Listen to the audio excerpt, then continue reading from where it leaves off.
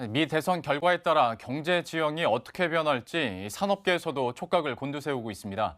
당장 우리 경제 주력 분야인 반도체와 자동차 업계에 어떤 영향이 있을지 고장석 기자가 짚어봤습니다. 누가 이기든 중국에 대한 압박 정책은 이어질 전망입니다.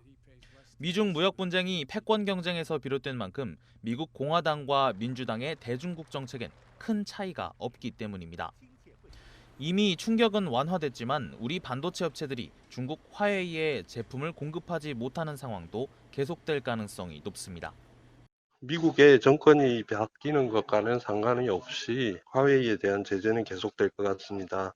왜냐하면 미국 정부는 트럼프 정권 이전부터 중국의 첨단 산업 발전에 대한 견제를 시작해 왔었고 그 정치 기조가 계속 이어지고 있기 때문입니다. 반도체 업계의 남은 변수는 바이든 후보가 당선됐을 경우 IT 기업에 대한 규제 정도입니다. 바이든 후보는 트럼프 정부가 낮춘 법인세 최고 세율 21%를 다시 28%로 되돌리겠다는 방침입니다. 여기에 우리 반도체의 주요 고객인 구글, 페이스북, 아마존 등 IT 기업에 대한 반독점 규제가 추진되면 신규 투자가 줄어들 가능성도 있습니다. 자동차 업계는 오히려 바이든 후보가 당선되는 시나리오를 더 반기는 분위기입니다. 경직됐던 통상 환경도 비교적 완화되면서 우리나라의 수출 증가율은 트럼프 정부와 비교해 최대 2.2%포인트 늘어날 것으로 분석됩니다.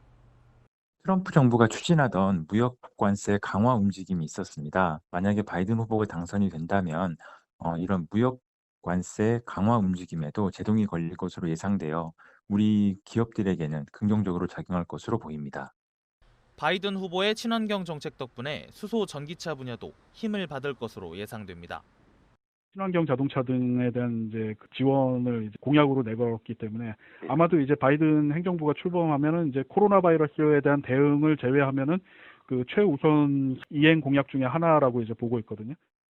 미국 대통령의 성향에 따라 세계 경제가 출렁이는 현실에서 우리 산업계도 미 대선의 추이에 주목하고 있습니다. 머니투데이 방송 고장석입니다.